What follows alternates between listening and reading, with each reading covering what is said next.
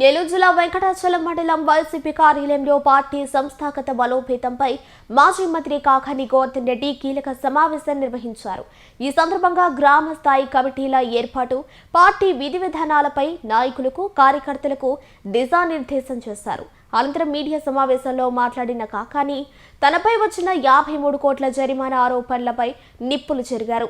MLA Somireddy Chandramohan Reddy కావాలని కొన్ని పత్రికల్లో అసత్య కథనాలు రాయించారని మండిపడ్డారు. జరిమానా అంశంపై ఇప్పటికే హైకోర్టులో ఊరట లభించిందని, 2024 డిసెంబర్లోనే హైకోర్టు రిట్ పిటిషన్పై స్పష్టమైన ఉత్తర్వులు జారీ చేసిందని ఆయన ఆధారాలను బయటపెట్టారు. కొన్ని పత్రికల్లో పాపం చంద్రమోహన్ రెడ్డి కష్టపడి ఏదో మా మీద, నా మీద, శాషయ్య మీద, రఘునందన్ రెడ్డి మీద, పాపం మా షాజహాన్ అక్కడ ఉన్నటువంటి సర్పంచ్ మీద ఏదో 53 కోట్లు మాకు పెనాల్టీ చేశారు అని చెప్పి రాయించాడు. అసలు గవర్నమెంట్కి 53 కోట్లు కట్టబడలే. చంద్రమోహన్ రెడ్డికి 1% 53 లక్షలు ఇస్తే చంద్రమోహన్ రెడ్డి ప్రభుత్వం చుట్టూ తిరిగి దాన్ని మాఫీ చేసుకుని వస్తాడు మామూలుగా. అది చంద్రమోహన్ రెడ్డి ప్రభుత్వం. కాబట్టి దాని మీద అందరితో ఏదో రాయించి మేమంతా ఎంత కట్టాలి, అందుకని చంద్రమోహన్ రెడ్డి లాంటి వాడు ఏదో మాట్లాడుతుంటాడు కాబట్టి దానికి వివరణ ఇవ్వాలనేటువంటి ఉద్దేశంతో ఇది దానికి సంబంధించినటువంటి రిట్ పిటిషన్. 8వ తేదీ డిసెంబర్లో పూర్తి అయినటువంటి రిట్ పిటిషన్ ఇది. అంటే కేసు వేసింది ముందు డిసెంబర్ 2024లోనే దీనికి సంబంధించినటువంటిది హైకోర్టు ఉత్తర్వులు ఇవ్వడం జరిగింది. దీనిలో స్పష్టంగా ఏం చెప్పారు అంటే హైకోర్టు ఉత్తర్వుల్లో, ఇది హైకోర్టు ఉత్తర్వులకు సంబంధించి మీరు అంటే దీనిలో రాసినటువంటి మీ director of mines and geology వ్యక్తి ఎవరైతే ఉన్నారో ఆయన విజిలెన్స్ రిపోర్ట్ బేస్ చేసుకొని నేను ఇచ్చాను కాబట్టి మీరు దాని మీద చర్యలు తీసుకోండి అని చెప్పి ఇంత మొత్తం రాయండి అని చెప్పారు. కాబట్టి మీరు ఇచ్చినటువంటి షోకాజ్ నోటీసులు కానీ, డిమాండ్ నోటీసులు కానీ కొట్టివేస్తున్నాం, వాటిని పక్కన పెడుతున్నాం, వాటికి విలువ లేదు, అవి సరిగ్గా చేయలేదు. కాబట్టి మీకు వాళ్ళ ఆధారాలు ఏమైతే ఉన్నాయో విచారణ చేసి ఆధారాలు ఫలాని ఉన్నాయనేటువంటిది వాళ్ళకి ఇచ్చి వాళ్ళ దగ్గర వివరణ తీసుకొని ఆ తర్వాత మీరు ఏదన్నా ఉంటే దాని మీద ముందుకు పోండి అని చెప్పి ఇచ్చి మీరు ఇచ్చినటువంటి షోకాజ్ నోటీసు కానీ, డిమాండ్ నోటీసులు కానీ చెల్లవు అని హైకోర్టు ఇచ్చినటువంటి. వాస్తవానికి చెప్పాలంటే ఇది చెంపపెట్టు లాంటిది, మీకు చెంపపెట్టు లాంటిది. అంటే మీరు ఇచ్చినటువంటి నోటీసులు ఏదైతే ఉన్నాయో వాటిని హైకోర్టు కొట్టేసింది. వాటిలను కూడా ఏదైతే తిరుమల ప్రసాదంలో లేని కల్తీని మరలా సృష్టించడానికి ప్రయత్నం చేశారో అదేవిధంగా ఈరోజు ఈనాడుకు సంబంధించినటువంటి, ఆంధ్రజ్యోతికి సంబంధించినటువంటి పత్రికల్లో రాయడానికి ప్రారంభించింది. విజిలెన్స్ రిపోర్ట్ చూస్తే దాంట్లో విజిలెన్స్ రిపోర్ట్లో ఏం రాసి ఉంది అని అంటే, జగన్మోహన్ రెడ్డి గారు ఈ జిల్లా పర్యటనకు వచ్చినప్పుడు కూడా చెప్పాడు, చవ్వా చంద్రబాబు నాయుడు అనేటువంటి వ్యక్తి దీనికి సంబంధించి గ్రావెల్ తీసినట్టుగా మా దగ్గర ఆధారాలు ఉన్నాయి. ఆ చంద్రబాబు నాయుడు అనేటువంటి వాడు గోవర్ధన్ రెడ్డికి సన్నిహితుడు, గోవర్ధన్ రెడ్డి అనుచరుడు అని. ఆ చంద్రబాబు అనేవాడు నన్ను చూసినట్టుగా కానీ, లేదా నేను కలిసినట్టుగా కానీ, నేను మాట్లాడినట్టుగా కానీ ఆధారాలు లేవు. నిద్రలేసే చంద్రమోహన్ రెడ్డి దగ్గర ఉంటాడు అనేటువంటి దానికి ఆధారాలు ఉన్నాయి. 2014 నుంచి ఎంత దారుణమైనటువంటి పరిస్థితి, 2014 నుంచి 2019 వరకు ఎమ్మెల్సీగా, మంత్రిగా ఉన్నప్పుడు మీరు దోచుకున్నటువంటి గుంటలు చూపించి ఆ గుంట చంద్రబాబు నాయుడు పేరు పెట్టి దాన్ని చంద్రబాబు నాయుడు గోవర్ధన్ రెడ్డి అనుచరుడు, పాపం శాషయ్య, ఆ షాజహాను, వీళ్ళందరి పేర్లు అంటే వైఎస్ఆర్ కాంగ్రెస్ పార్టీ వాళ్ళందరి పేర్లు రాసి ఈ తీసుకెళ్ళినటువంటి వ్యక్తి చంద్రబాబు అని చెప్పి రాసినటువంటి విజిలెన్స్ రిపోర్ట్లో చంద్రబాబు నాయుడు పేరే లేకుండా మిగతా వాళ్ళందరూ. అంటే ఇంతకన్నా దౌర్భాగ్యం, ఇంతకన్నా దారుణం, ఇంతకన్నా తప్పుడుతనం ఇంకొకటి ఉంటుందా అనేటువంటిది ఆలోచన చేయాలి. అధికారులు ఈ విధంగా చేస్తున్నారు కాబట్టి కోర్టు జోక్యం చేసుకుని మీరు చేసినటువంటి తప్పు కాబట్టి మీరు ఇచ్చినటువంటి కొట్టేస్తున్నామని చెప్పి ఈరోజు హైకోర్టు తీర్పు ఏదైతే ఉందో అది ప్రభుత్వానికి చెంపపెట్టు లాంటిది. దయచేసి అధికారులు కూడా చెప్పేది, ఎవరన్నా చదువుకున్నటువంటి వాటి సలహాలు తీసుకుని తప్ప చదువు సంధ్యాలు సోమిరెడ్డి లాంటి వెధవ దగ్గర సలహాలు తీసుకుంటే ఆ వెధవలు ఇచ్చే సలహాలను ఇదే విధంగా ఉంటాయి. కాబట్టి కోర్టులో మీకు అక్షంతలు పట్టడం తప్ప ఎక్కడా కూడా ఇబ్బంది ఉండదు.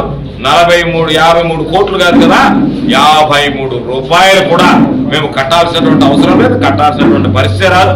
కాబట్టి పాపం ఏదో ఒక ఆనందం, రాక్షస ఆనందం తప్ప ఇంటే మా దగ్గర 100 కోట్ల రూపాయలు కట్టమన్నా సరే అన్నిటిని ఎదుర్కొంటాం తప్ప ఈరోజు మీరు చెప్పినంత మాత్రాన్ని న్యాయస్థానాలు ఉన్నాయి, లేకుండా కానుంటే రకరకాలుగా మీరు అది ఇవ్వండి ఇది ఇవ్వండి అనేటువంటి వాడు ఎవరు కూడా ఎక్కడ కూడా పొరపాటు చేయలే. ఈరోజు ఏదన్నా జరిగిందంటే నాగంబొట్ల వారి కంట్రీకి వెళ్దాం.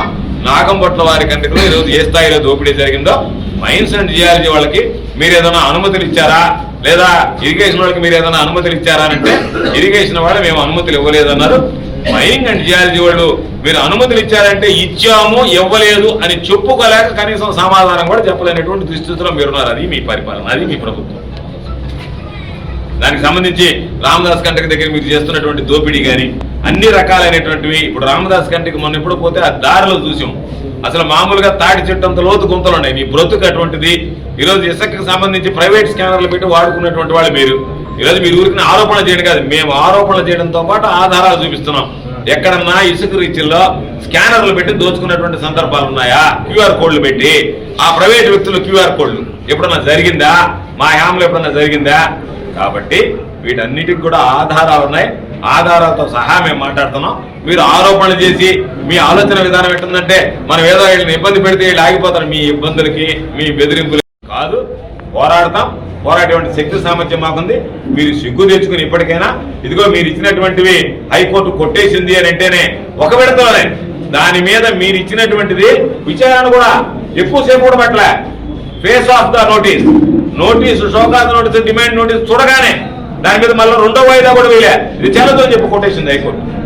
అంటే మీ వ్యవహార శైలి ఏ విధంగా ఉంది, మీరు మా పట్ల ఏ విధంగా ప్రవర్తిస్తున్నారు అంటే హైకోర్టు దాని మీద విచారణ జరిపేటప్పుడే ఇది తప్పు జరిగింది కాబట్టి దీనిలో వరదల విచారణ అవసరం లేదు, ఇవన్నీ అన్యాయంగా ఇచ్చారు కాబట్టి ఈ షోకాజ్ నోటీస్ చేయలేదు, డిమాండ్ నోటీస్ చేయలేదు అని చెప్పి కొట్టేశారంటే ఇంతకన్నా సిగ్గుమాలైనటువంటి తనం ఇంకొకటి ఉండదు. దాన్ని మాట్లాడేటువంటి ఆ పత్రికలైనా కనీసం రాసినటువంటి దాన్ని విశ్లేషించి మాట్లాడితే బాగుంటుంది తప్ప ఎవడో చదువు చెందే లేనటువంటి వాడు చెప్తే నేను మిమ్మల్ని రోజు తిడుతున్నాం కాబట్టి అయ్యా మీరు పచ్చ కళ్ళజోడు పెట్టుకొని పచ్చ పత్రికలో పచ్చ మీడియాకి అనుకూలంగా రాస్తున్నారు, పచ్చ మీడియా అంతా పచ్చ పార్టీకి అనుకూలంగా రాస్తామంటున్నారు కాబట్టి మా మీద ఏదో ఒకటి రాయాలి. ఆ బెదిరింపులు బ్లాక్ మెయిలింగ్కి ఏం భయపడం, మీరు 100 రాసుకున్నా మాకేం ఇబ్బందిలే.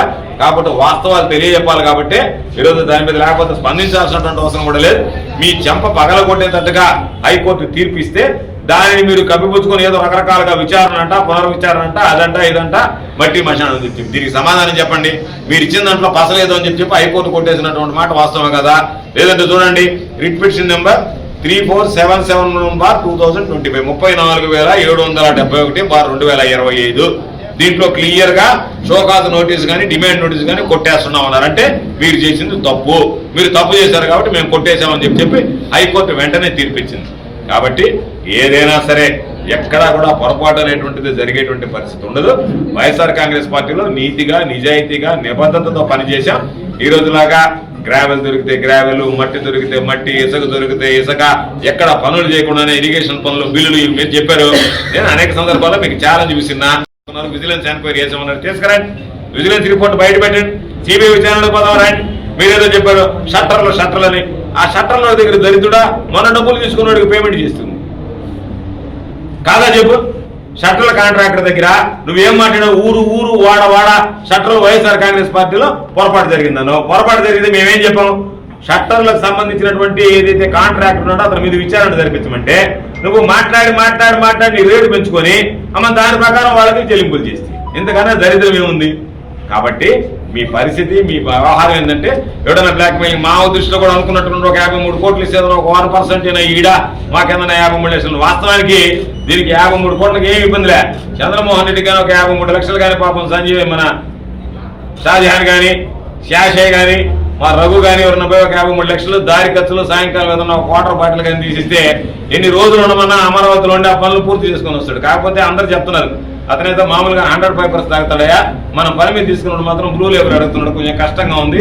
అందుకని పని 4 రోజులకి 5 రోజులకి పురాణానికి చేస్తున్నాడు. ఆయనకి దారి ఖర్చులు, ఆయనకు వచ్చినటువంటి ప్రయాణ ఛార్జీలే ఇబ్బందిగా ఉంది తప్ప మిగతా పాపం ఈ పేమెంట్ ఏం పెద్ద ఇబ్బంది లేదు. సింపుల్ గానే ఒక 1% గానే ఒప్పుకుంటున్నాడు. ముందు అడగడం 5-10 అడుగుతున్నట్టు కానీ తర్వాత లాస్ట్కి వచ్చి కానీ వెళ్ళిపోతే మళ్ళీ వెనక తగ్గుతున్నాడు అంటే దాని విషయంలో. ఈ ఖర్చులే సాధారణ ఖర్చులే కొంచెం ఎక్కువగా ఉన్నాయి, మాకు కొంచెం ఇబ్బందిగా ఉంది భరించడానికి అని చెప్పి మాట్లాడుకునేటువంటి పరిస్థితి. కాబట్టి నీ బ్రతుక్కి నువ్వు పాపం పత్రికలకు చెప్పి వాళ్ళని బతికిలాడి రాయించుకోబడలే. మేము మరలా చెప్తున్నాం, ఏదైనా దేనికైనా ప్రభుత్వం అధికారాలు లేకపోయినా మీకు 10 సార్లు ఛాలెంజ్ విసురుతాం. ఇరిగేషన్ మీద మీరు ఎంక్వైరీ చేయిస్తారా, లేదు వీటి మీద మీరు ఎంక్వైరీ చేయిస్తారా, షట్టర్ల మీద ఎంక్వైరీ చేయిస్తారా, సిబిఐ చేత విచారణ చేయిస్తారా, మా హయాంలో జరిగినటువంటి పనులు, మీ హయాంలో జరిగినటువంటి పనులు, మా హయాంలో ఏదన్నా పొరపాట్లు, మీ హయాంలో జరిగినటువంటి దోపిడీ, దేని మీదైనా సరే మేము ఎటువంటి విచారణకైనా ఏ రోజు ఏదైతే లడ్డు విషయం సిబిఐ విచారణతో మీ బొంగు మీ భాగవతం బయటపడిందో అదేవిధంగా ఏ చిన్న విషయంలోనైనా సరే ఎటువంటి విచారణకైనా సిద్ధంగా ఉన్నామని చెప్పి మీకు ఛాలెంజ్ విసురుతాం. మీకు దమ్ము ధైర్యం ఉంటే మా ఛాలెంజ్ని స్వీకరించి నువ్వు వెళ్ళి మీ ముఖ్యమంత్రి కాళ్ళ వేళపడి మా మీద దొంగ కేసులు పెట్టించి దొంగ నోటీసులు ఇప్పించడం కాదు. మీ ముఖ్యమంత్రి కాళ్ళు పట్టుకుంటావో గడ్డం పట్టుకుంటావో నీ గడ్డం ఆయన గడ్డానికి వేసి రుద్దుతావో మీరిద్దరు వృద్ధి సరే నువ్వు మొత్తం మీద మరలా వీటి మీద మా మీద ఎంక్వైరీ తీసుకొచ్చి ఆ నిజాన్ని నిగ్గు తేలిస్తే బాగుంటుంది. కాబట్టి ఆ విధంగా చేసేటువంటి సత్తా, ఆ విధంగా చేయగలిగేటువంటి నిజాయితీ, ఆ విధంగా చేయగలిగేటువంటి దమ్ము, ఆ విధంగా పనిచేసేటువంటి ధైర్యం మీకు ఉందా అని చెప్పి నేను సవాల్ విసురుతున్నా. మీకు అవి లేవు అని నేను భావిస్తున్నా. ఒకవేళ నిజంగా మీకు కనుకుంటే మీరు సిబిఐ విచారణకు సిద్ధపడితే దాని మీద మా హయాంలో ఏం జరిగింది, మీ హయాంలో ఏం జరిగింది అనేటువంటి విచారణకు మేము సిద్ధంగా ఉన్నామని చెప్పి మీకు ఛాలెంజ్ ఇస్తున్నాం.